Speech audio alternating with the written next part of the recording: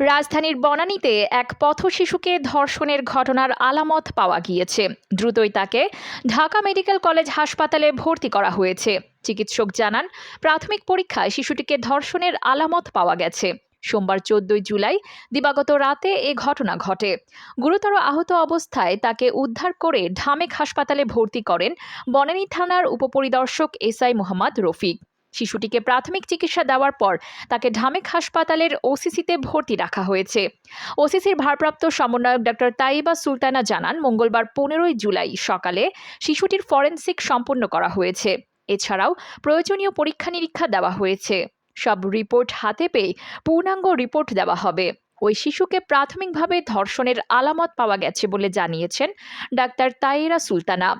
শিশুটি পুলিশকে জানায়, তাকে সোমবার রাত আনুমানিক 8টার দিকে এক ব্যক্তি ডেকে নিয়ে মহাখালী এলাকার একটি হাসপাতালে পেছনে নিয়ে যায়।